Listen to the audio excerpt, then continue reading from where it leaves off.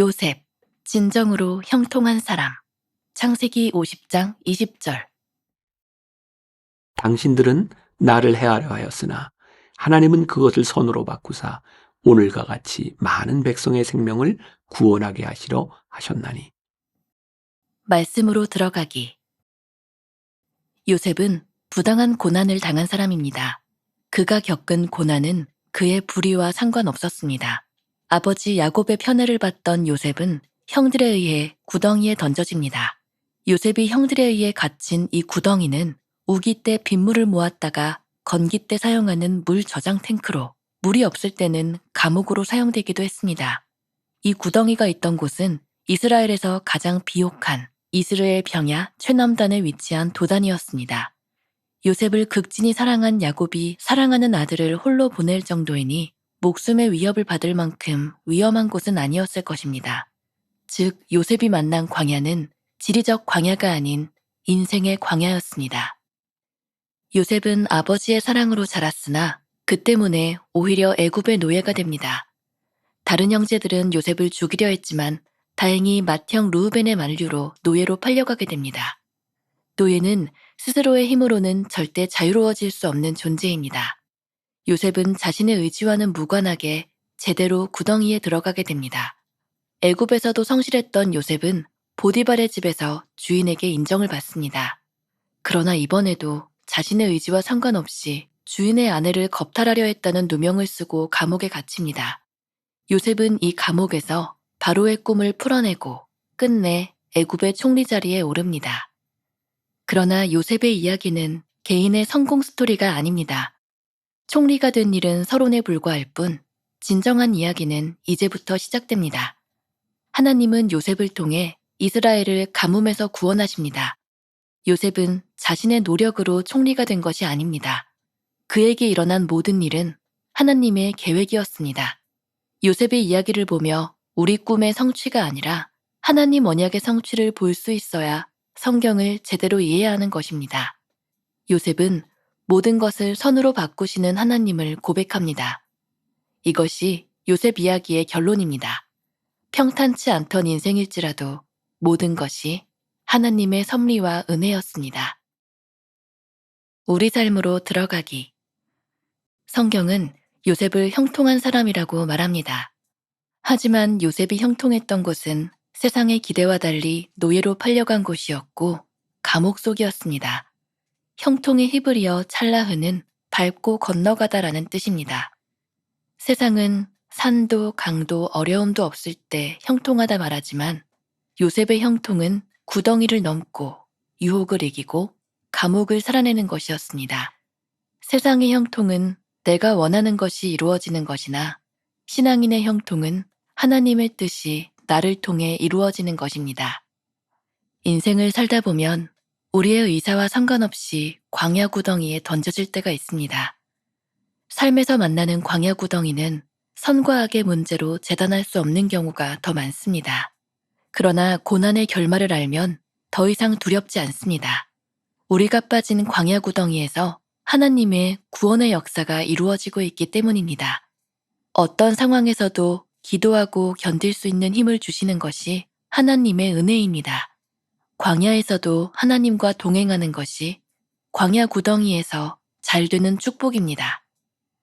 믿음장으로 불리는 히브리서 11장은 요셉이 믿음으로 총리가 되었다고 말하지 않습니다. 다른 믿음의 영웅들을 이야기할 때도 믿음으로 잘되고 축복받고 성공했다고 말하지 않습니다. 믿음의 선지는 하나님과 동행하며 하나님의 은혜로 고난을 건넌 사람들입니다.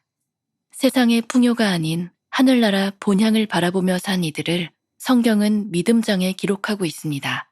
우리 인생에 찾아오는 환난, 곤고, 박해, 기근, 적신, 위험, 칼 등 어떤 것도 우리를 하나님의 사랑에서 끊을 수 없습니다. 고난 중에도 우리를 붙잡아 주시는 하나님의 손을 마주잡는다면 모든 것을 선으로 바꾸시는 하나님을 보게 될 것입니다. 함께 나누기. 오늘의 말씀을 묵상하며 가장 마음에 와닿은 부분을 나눠보세요. 당시에는 깨닫지 못했지만 돌아보니 하나님의 은혜였던 경험이 있습니까? 하나님과 동행하며 광야 구덩이를 넘어갈 용기가 내게 있습니까? 새해를 맞이한 지가 엊그제 같은데 벌써 세 번째 주간을 맞이하게 됩니다. 첫째 주 아브라함, 둘째 주 야곱, 오늘은 요셉에 대한 이야기를 함께 나누어 보려고 합니다. 요셉 하면 여러분들에게 어떤 이미지 또 어떤 단어가 떠오르나요? 거의 90% 이상은 형통함, 이런 단어가 떠오르지 않을까. 그렇습니다. 요셉은 형통한 사람이었다. 성경이 그렇게 기억하고 있어요. 그런데 오늘 우리가 이 제목을 그냥 형통한 사람이 아니라 진정으로 형통한 사람, 이렇게 잡아보았습니다. 진정 형통한다는 것이 어떤 의미인지. 자, 오늘 이 말씀을 듣고 있는 여러분들 아마 모두가 그런 생각을 할 것 같아요. 나는 형통한 삶을 누리고 싶어. 그렇다면 오늘 이 말씀은 우리들에게 굉장히 중요한 말씀이 될 것 같습니다. 자, 오늘 말씀 들어가기 전에 제가 꽤 오래전에 읽었던 유석경 전도사가 쓴 당신은 하나님을 오해하고 있습니다에 나오는 본인의 경험에 대한 이야기를 잠깐 나누어 보겠습니다. 신림동에서 사법고시를 준비하던 시절 가정 형편도 어려웠는데 큰 결심을 하고 키우던 강아지를 병원에 데려가 수술을 시켰던 적이 있답니다. 병원비도 부담스럽고 시간도 부담스러웠지만 강아지가 수술이 잘 되었는지 보기 위해 병원을 갔을 때 강아지가 자신을 반기기보다 고개를 휙 돌려버리는 모습을 보며 깨달은 것이 있었답니다. 강아지는 수술의 아픔을 경험하며 자신을 버렸다고 생각하는 모양이라고. 10분을 보기 위해 2시간을 달려온 자신을 냉대하는 강아지 때문에 눈물이 핑 돌았다고. 그제야 하나님의 마음이 생각나 밤새도록 펑펑 울었답니다.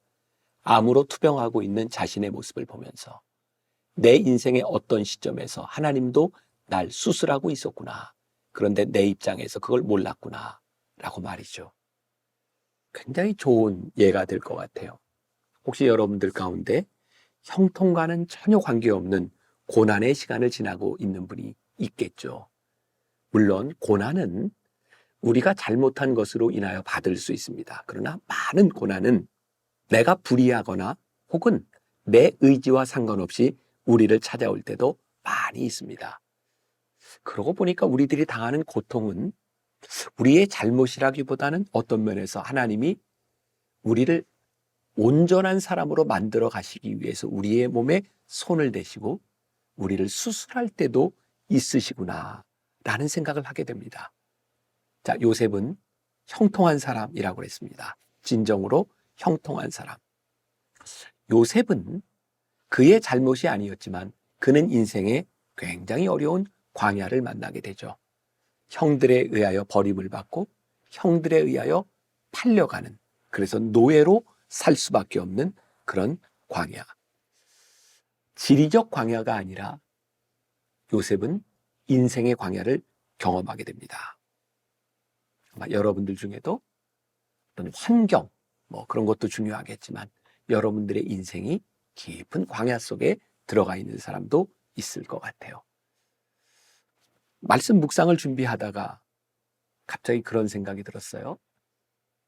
광야를 만나지 않는 사람은 진정으로 형통한다는 것에 대한 의미를 잘 모르겠다. 진짜 형통함을 경험한 사람들은 인생의 깊은 광야에서 하나님이 나를 이렇게 인도하시는구나를 경험할 수 있는 사람이겠죠. 창세기에 나오는 요셉의 이야기를 쭉 보면 요셉의 인생에 그의 힘으로는 헤어나올 수 없는, 어쩌면 그의 자의적 선택이 아니라 타의에 의해서 그가 경험해야 됐던 인생의 광야 가운데서 늘 그런 말들이 붙어 있어요. 그는 형통한 사람. 그는 형통한 사람. 우리가 요셉에 대하여 형통한 사람이라고 하는 이미지를 갖는 이유 가운데 하나는 그가 참 많은 광야를 경험했기 때문은 아니었나라는 생각이 듭니다. 그러니 우리가 인생의 광야를 지나갈 때 참 힘든 길이기는 하지만 이 인생의 광야에서 우리가 형통함을 경험할 수 있구나라는 생각, 다른 관점을 가진다고 하는 것은 굉장히 중요한 일이 될 수도 있겠다는 생각이 들어요. 자, 여러분들 책 말씀으로 들어가기 한 3분의 2쯤 내려오면 요셉의 이야기는 개인의 성공 스토리가 아닙니다 라고 되어 있어요. 저도 어렸을 때 교회 학교에서 요셉 하면 제일 많이 연관지었던 그런 포지션이 있죠. 요셉이 총리가 되었다. 그래서 우리는 그냥 흔히 이런 생각을 했던 것 같아요. 야, 하나님이 요셉을 형통케 하셔서 요셉이 총리가 되었어. 근데 성경을 우리들이 유심히 보면 요셉의 이야기 가운데 총리가 되기까지의 과정보다 총리가 된 후에 하나님이 어떻게 일하셨는지가 훨씬 더 많은 부분을 차지하고 있습니다. 총리가 된 일은 그의 인생의 서론이었고 형통케 한 하나님이 만드신 이 사람을 통하여 하나님이 어떻게 이스라엘을 구원하시는지 하나님이 쓰시는 이야기가 나와 있어요.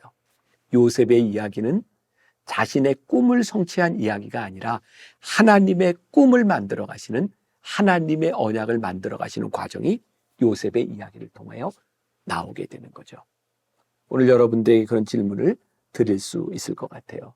여러분들은 여러분들의 꿈을 이루는 사람이 되고 싶습니까? 아니면 여러분들을 통하여 하나님의 꿈이 이루어지기를 원하십니까?